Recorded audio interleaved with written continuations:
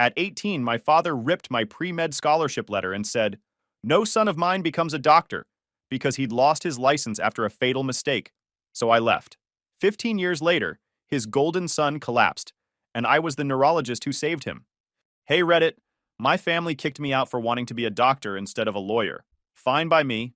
I built my own life, became one anyway, and never looked back. Years later, they showed up begging for help. Before I tell you how that went, let me start from the beginning. My name is Ethan Johnson, I'm 18 years old, and I was born into a family that looks perfect from the outside and rots from the inside. My father, Robert Johnson, used to be a top surgeon until a single mistake took the life of a 14-year-old girl. He lost his medical license, his reputation, and whatever humanity he had left. He's been bitter ever since, hiding his shame behind arrogance. My mother, Margaret, acts like everything is fine. She keeps the house spotless, hosts her charity luncheons, and smiles like the past never happened. Her denial is her armor. Then there's Daniel, my older brother, 21, the golden boy. He's in law school, well-spoken, smug, and confident. Everything my father wanted me to be. He wears that approval like a crown. And then there's me, the quiet one, the watcher, the one they all underestimate. A week ago, I got the letter that was supposed to change everything. Acceptance into North Park University pre-med program, full scholarship. It was the first thing in my life I'd earned completely on my own. No connections, no family name, just work. For 7 days, I kept that letter hidden under my mattress. I read it every night until I had the words memorized. Dear Mr. Johnson, we are pleased to inform you. I didn't tell them right away. I knew how they'd react. My father hated medicine. The word itself was poison in our house. But hope can make you stupid. I still believed that maybe, just maybe, this would make him proud again. Dinner that night was like every other. Expensive food. The dining room was too bright. The air too still. My mother placed the dishes with practiced grace. My father sat at the head of the table, scrolling through the news on his tablet like he still mattered. Daniel was talking about some mock trial competition he'd won. I waited until they were halfway through the meal. My hands were sweating under the table. I could hear the ticking of my father's watch. Finally, I said, I got into North Park University. My mother looked up, polite smile. That's wonderful, dear. What program? Pre-med, I said. Forks froze midair. My father's tablet slipped from his hand and hit the table with a dull thud. Daniel chuckled under his breath. My father leaned back, eyes narrowing. Medicine? His tone dripped with disbelief. You think that's something to celebrate? I earned a full scholarship, I said, forcing my voice to stay calm. I want to become a doctor. He laughed, sharp and joyless. A doctor? You think I'll let another Johnson walk that cursed path? You'll end up just like me, disgraced and humiliated. Daniel grinned, slicing his steak. You should study law. You're better off memorizing rules than pretending to save people. I ignored him. Dad, what happened to you was a tragedy, but that doesn't make medicine evil. You made one mistake. Enough, he shouted, slamming his hand on the table. The glasses rattled. You think you understand what it's like to hold a life in your hands and lose it? You think you can carry that weight? I can try, I said quietly. My mother whispered, Robert, please. But he was already standing. His face flushed red, voice shaking with fury. You won't waste your life chasing ghosts, he said, pointing at me. I forbid it. I pulled the folded envelope from my pocket and placed it on the table. You can't forbid who I am. He grabbed it, tore it straight down the middle, and threw the pieces across the table. Then you're no son of mine. For a moment, I just stared at the shredded paper scattered across the white tablecloth. I felt something inside me go completely still. Daniel leaned back, smirking. Guess you'll need a backup plan. I stood slowly, my chair scraping the marble floor. You didn't lose your license, Dad, I said, voice steady. You lost your courage. His mouth opened, but nothing came out. Get out, he finally said. You walk that path, you walk out of this house for good. I didn't hesitate. I went upstairs, packed a bag, clothes, a notebook, my wallet, and found the torn halves of my letter. I folded them carefully and slid them into my pocket. When I came back down, my mother was crying quietly into her hands. Daniel didn't look up. My father stared out the window, jaw locked. None of them tried to stop me. Outside, the air was cool and heavy. I walked down the driveway, past the polished cars, past the glowing windows. The mansion looked like a shrine to everything false. Expensive, empty, untouchable. At the gate, I stopped under the streetlight and opened my hand. The two halves of the letter fluttered in the wind like dying wings. They can tear the paper, I whispered, but not the dream. Then I kept walking, away from the noise, the lies, and the name that had always been more burden than pride. That was the night the Johnson family lost their younger son. I walked out that night and came back only to pack. 3 days later, I found a studio apartment on the edge of downtown, a single room with peeling paint, one window, and a bathroom door that didn't close all the way. I had no plan, no savings, and no one to call. Rent was cheap, and that was all that mattered. The days blurred together fast. I washed dishes at a diner from 5 to midnight, cleaned offices on weekends, and picked up tutoring shifts at a local library for extra cash. It wasn't much, but it kept me fed and kept the lights on. Every time I looked at the torn letter taped above my desk, it reminded me what I was working toward. I hadn't spoken to my family since the night I left. Not a call, not a message. Part of me wanted to believe they'd reach out, but I knew better. Pride was the only thing the Johnsons knew how to protect. One afternoon, near the end of my shift at the diner, a familiar name came through on the order ticket. Henry Johnson. My grandfather. My father's father. I hadn't seen him in years.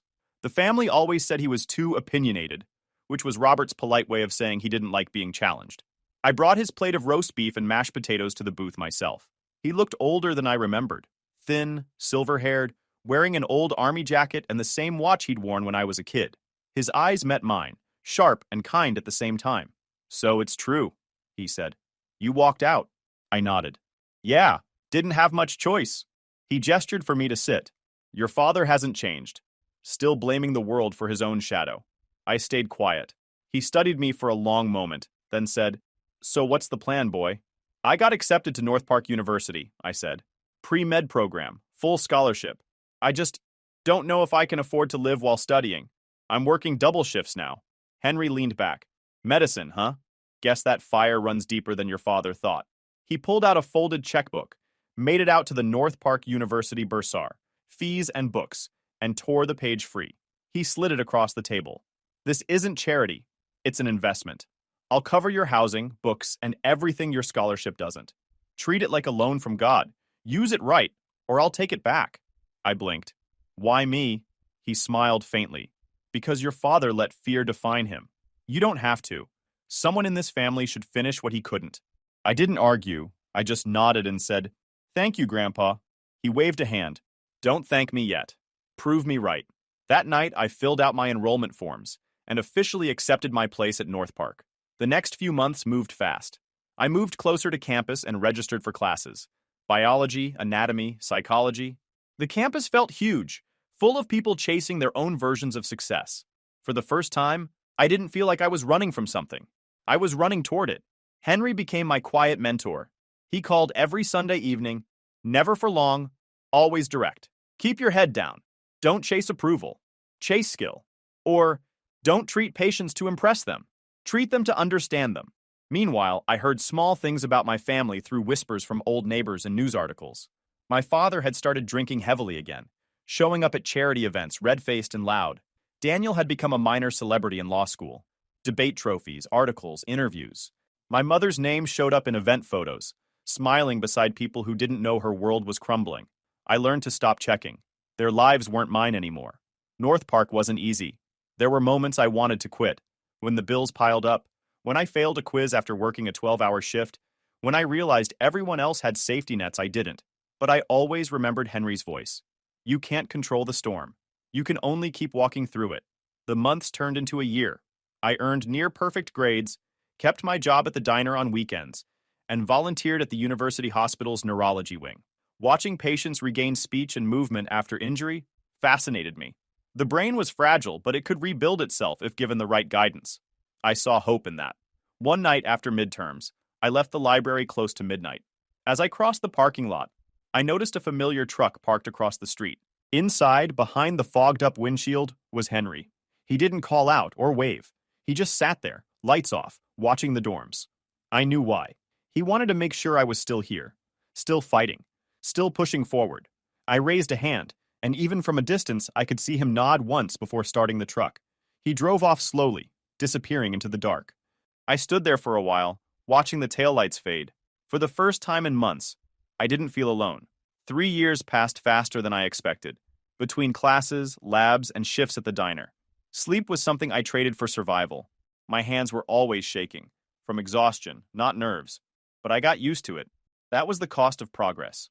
North Park University wasn't gentle. Every day felt like a test of endurance. Anatomy labs bled into pharmacology lectures, which rolled straight into study groups that lasted until sunrise. Most students complained. I didn't. I was there because someone believed in me, and I refused to waste that faith. My fascination with the brain started during sophomore year. The first time I watched a neurosurgery video in class, I couldn't look away. The complexity of it, the way thoughts, memories, and identity could all depend on a few centimeters of tissue, felt sacred. Neurology wasn't just science. It was mystery with rules. I started spending extra hours in the university hospital's neuro ward, volunteering at first, then shadowing doctors, watching them diagnose patients who couldn't speak, move, or even understand their own reflection changed something in me. The more I saw, the more I realized how fragile people really were, and how precise you had to be to fix them. By my third year, professors knew my name. They noticed how I handled emergencies. One night during a hospital volunteer shift, a patient went into a seizure. The resident panicked, and I stepped in instinctively, clearing the airway, rolling the patient, keeping his vitals steady until help arrived. Afterward, the attending physician said, "You don't freeze under pressure. Keep that." I never forgot that line. Between labs and night classes, I still worked weekends at the diner. The pay barely covered rent, but it kept me grounded. Most nights were routine: coffee refills, noise, and tired faces. But one evening near the end of fall semester, everything shifted. The diner was packed. I was behind the counter cleaning up when I heard a voice I hadn't heard in years. My mother's laugh. Sharp, deliberate, the same one she used at charity events when she wanted people to think she was happy. I looked up, and there they were, my parents, sitting at a booth near the window. My father looked heavier, older, but his eyes hadn't changed. Cold, controlling. My mother sat beside him in an expensive coat, her smile too bright for a place like this. A group from her charity event had apparently wandered in after a gala nearby. The sight of her in that setting was almost surreal. Polished jewelry and perfume cutting through the smell of grease and coffee. For a moment, I thought I could stay invisible. But then my father turned his head and froze. His jaw tightened. My mother followed his gaze and her face drained of color. "Ethan?" she said quietly. Every table around them went silent. I wiped my hands on my apron and walked over. "Evening." My father's voice carried across the diner. "So, this is what you left for? Serving tables?" People turned to look. His tone wasn't curious. It was venom. "Working," I said, "like everyone else here." He laughed, shaking his head. "You threw away your future for this?" "I'm still in school," I said evenly. "North Park, pre-med." That hit him. His smirk vanished. "Still chasing that nonsense?" "Still chasing what matters," I said. My mother tried to calm him. "Robert, please." He ignored her. "You'll never make it. You don't have what it takes. Medicine demands respect, and you've already disgraced your own name." I looked around the diner. Other workers watching, half afraid, half fascinated. I took a step closer and said quietly, "My name is the only thing you couldn't destroy." For a few seconds, no one breathed. Then I took their untouched check from the table and said, "This one's on me.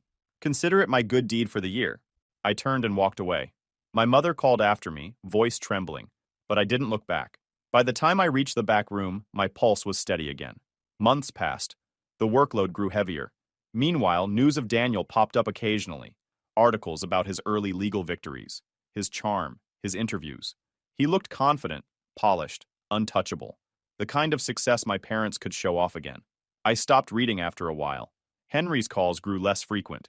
He said he was fine, just busy, but his voice sounded thinner each time. When I offered to visit, he brushed it off. "Don't worry about me, son. Just keep doing the work." I knew what that meant. He didn't want me to see him aging.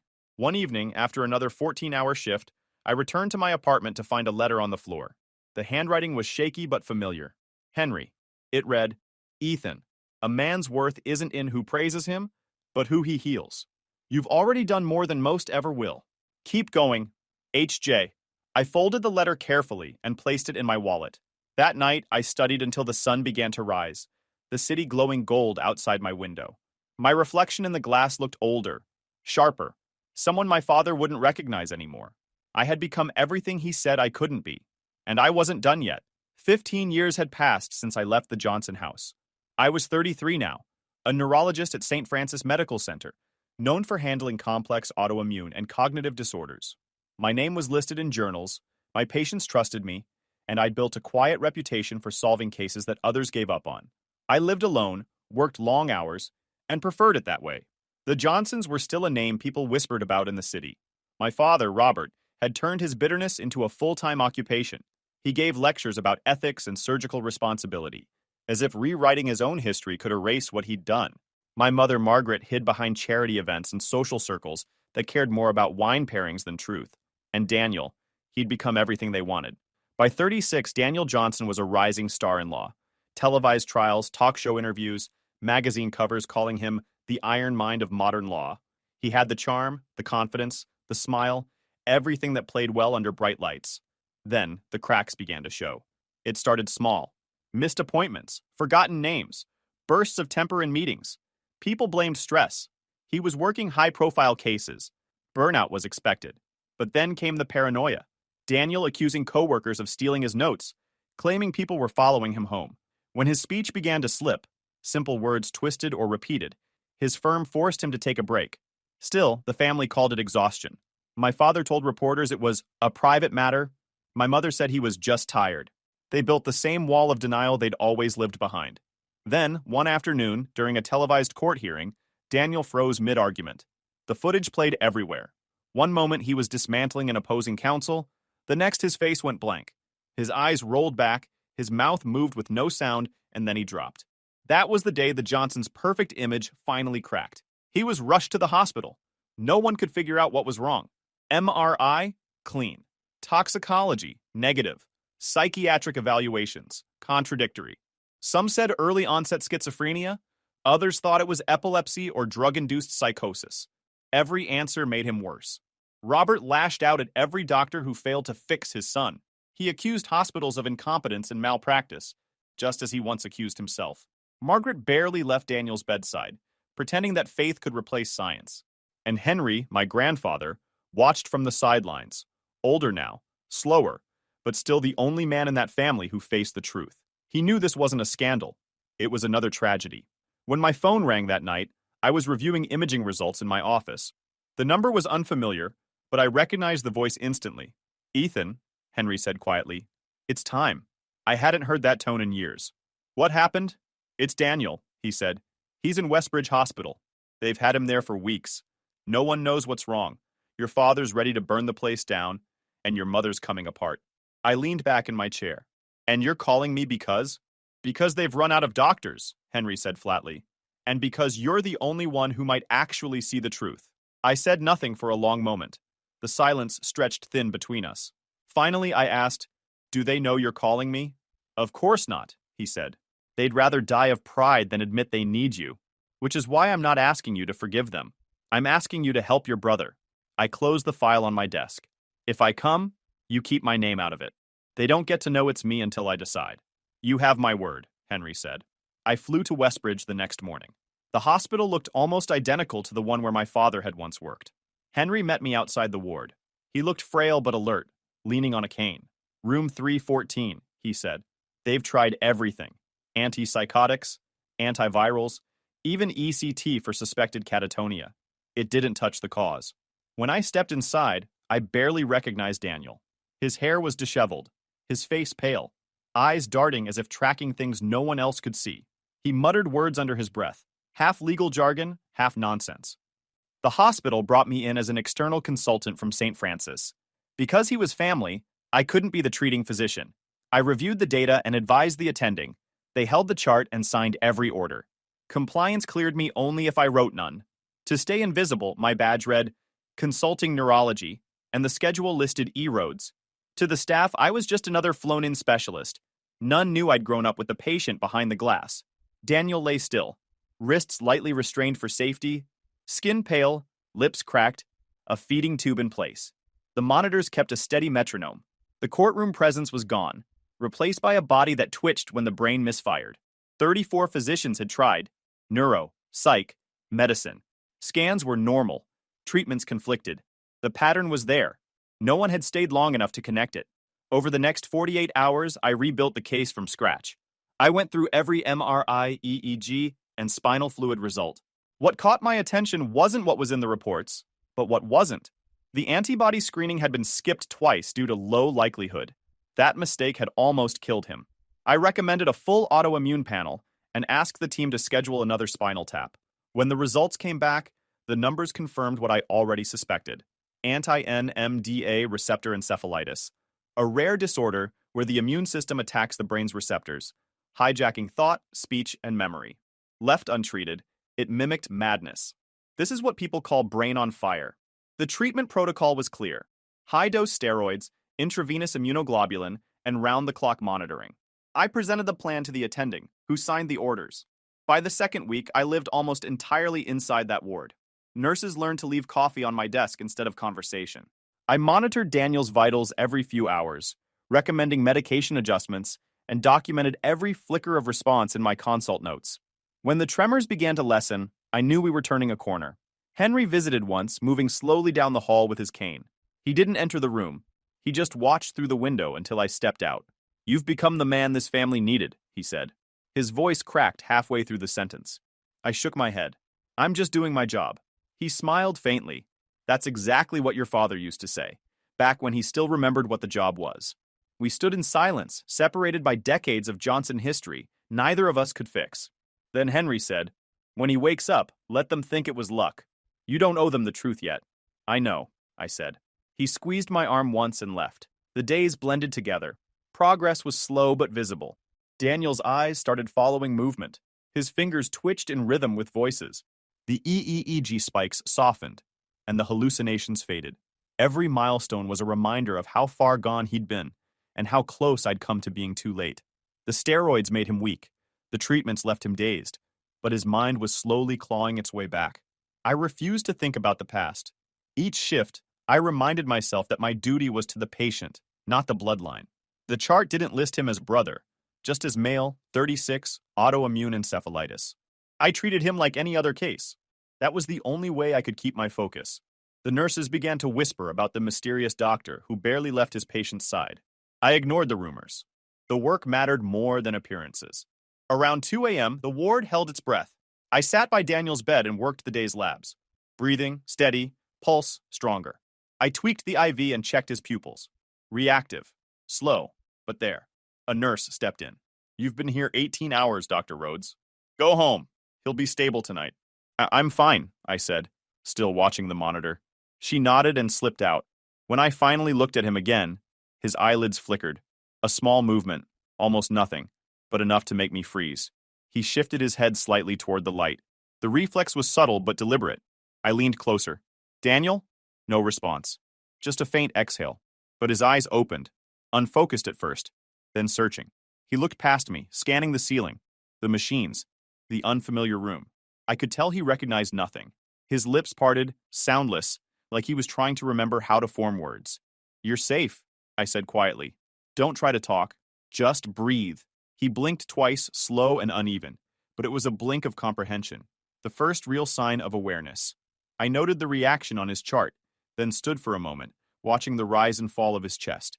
This was the beginning of recovery, the point where the body stopped fighting and started listening again. The fluorescent lights above flickered once, catching the edge of his profile. For a brief second, I saw traces of the brother I'd grown up with, the one who mocked, competed, and believed he'd never fall. Now he was fragile, human, and quiet.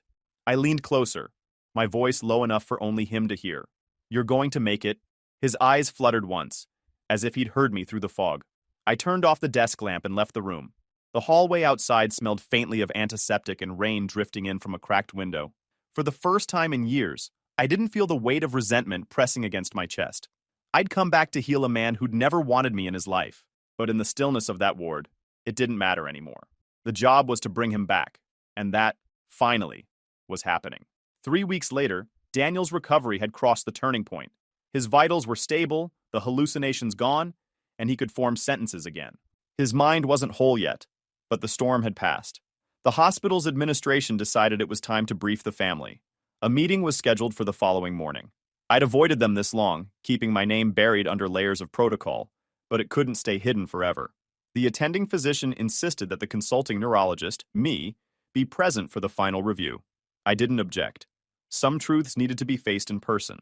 The conference room on the third floor was sterile and cold, with one long table under harsh fluorescent light. I was the first to arrive. I stood at the far end, reviewing Daniel's test results one last time. The scans showing remission, the antibody levels returning to normal, the proof of what medicine could do when fear didn't get in the way. The door opened. Margaret entered first, wrapped in an elegant coat far too formal for a hospital. She looked older, brittle, the shine gone from her eyes. Behind her came Robert, leaning on his cane, still carrying that air of superiority even as defeat clung to him like a shadow.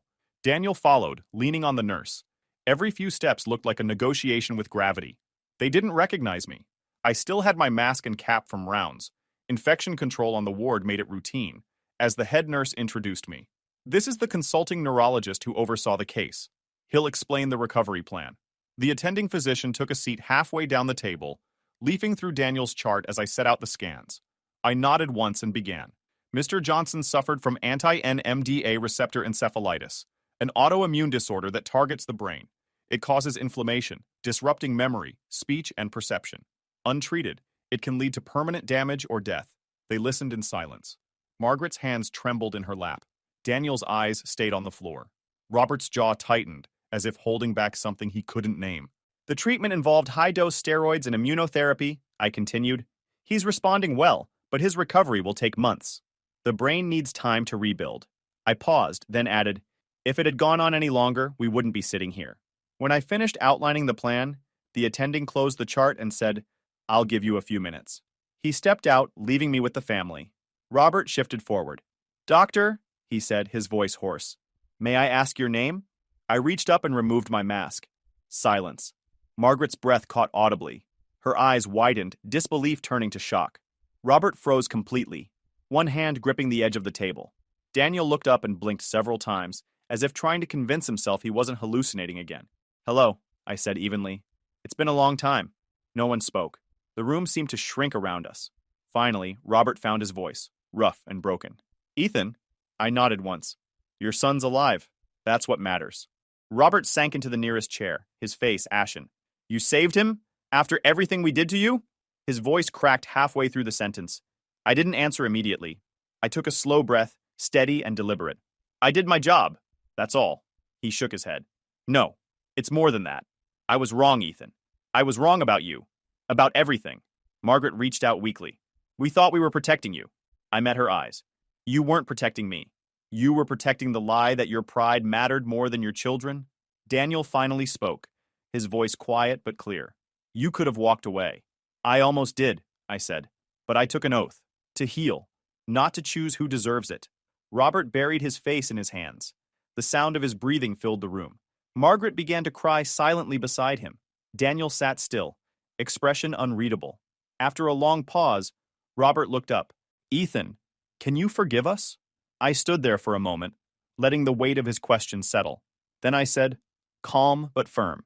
You don't earn forgiveness by asking. You earn it by changing. He nodded slowly, his shoulders collapsing. For the first time, I saw the man behind the arrogance, a father crushed by the cost of his own mistakes. I gathered the folder from the table and closed it. The staff will continue his care. I've already transferred my notes to the attending physician. Margaret tried to stand, reaching out as if to stop me. Ethan, please, wait. But I didn't. I walked to the door. Behind me, Robert called my name once, voice breaking. Ethan! I stopped for half a second but didn't turn around. I'm proud of you, he said quietly. For the first time, there was no anger in his tone, just truth. I kept walking. Outside, the hallway was empty except for the soft hum of hospital lights. I pulled the mask back over my face and passed the nurse's station without a word. Through the glass wall, I saw my reflection, older, calm, untouchable. In the room behind me, my family sat in silence, facing the wreckage they'd built with their own hands. I didn't need to see their faces to know what came next. Guilt, grief, realization. The storm they'd unleashed years ago had finally come full circle. And this time, I wasn't the one drowning in it. I walked out of the hospital into the cool evening air. The sun was setting, painting the sky in muted gold. I took a slow breath, steady, clean. For the first time since I was 18, the name Johnson didn't feel like a curse. It was just a story I'd outgrown. Months passed. The world outside the hospital moved on, but inside the Johnson family, time slowed. Daniel's recovery was steady but fragile. He could walk, speak, and remember most things. but the sharp edge of arrogance that once defined him was gone. He'd become quiet, deliberate, a man learning how to live without applause. Robert, for the first time in decades, began therapy. Word of it reached me through Henry. Margaret wrote to me every few weeks. Short messages. I hope you're eating well. Daniel asks about you. Your father is trying. I read them all, but never replied. Some things didn't need closure. They needed distance. Henry stayed in touch. Even when his voice grew weaker, he never missed our weekly calls. One afternoon, he said, "The family's finally seeing what you've always known. That truth doesn't need to shout to be heard." I smiled through the phone. You taught me that. He chuckled. No. You learned it on your own. I just reminded you who you were. A week later, he called again. His tone was calm, but there was something final in it.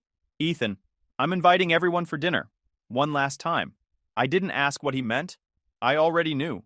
The dinner was held at his house on the outskirts of town. A modest home, clean, quiet, filled with the smell of oak and thyme. It was the first time all 5 of us had been in the same room in 15 years. Robert arrived first, walking slower but straighter. Margaret followed, composed but hesitant, as if the walls themselves remembered too much. Daniel came last, hands in his pockets, still thinner than before, but steady on his feet. I stood by the window until Henry motioned for me to sit. He looked frail but sharp-eyed, his white hair neatly combed, his cane resting beside the table. Dinner was simple. Roast chicken, vegetables, and black coffee. No one spoke much. The silence wasn't heavy. It was careful, like everyone was afraid to break something fragile. Halfway through the meal, Henry set down his fork and cleared his throat. I'm not going to make a speech, he began. I just have something to say before time catches up. All eyes turned toward him. He looked at Robert first. You built your life on precision, boy. You thought one mistake erased who you were. It didn't. It just showed you what kind of man you'd rather not be.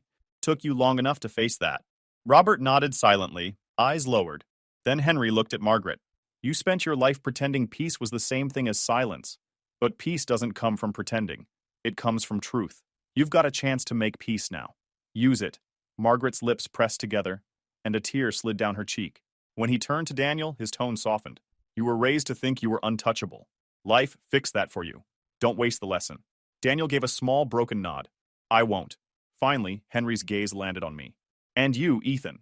You did what no one else in this family ever could. You left, you built, and you came back without letting hate follow you. I said quietly, I didn't do it alone. He smiled faintly. No, you didn't. But you were the one who kept walking.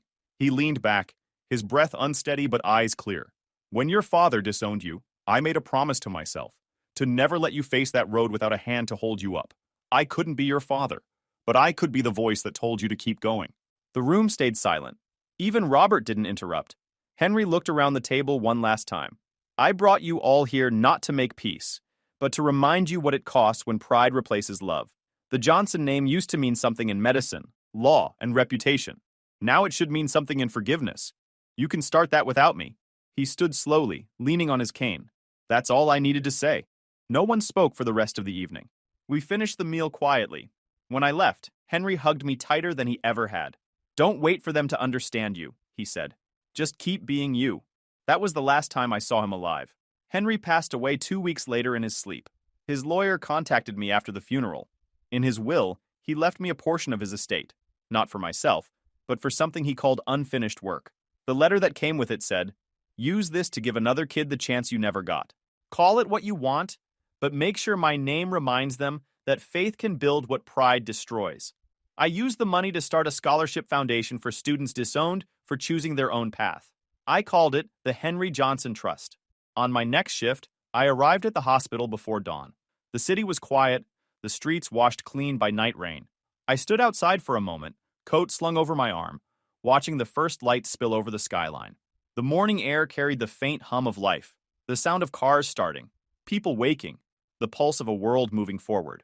I thought about the letter my father tore all those years ago, the one that started everything.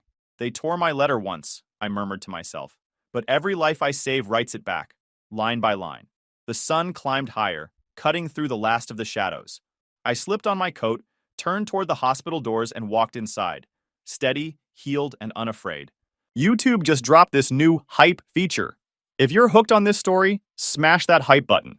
It tells YouTube this video deserves to blow up, and it keeps even crazier stories coming your way.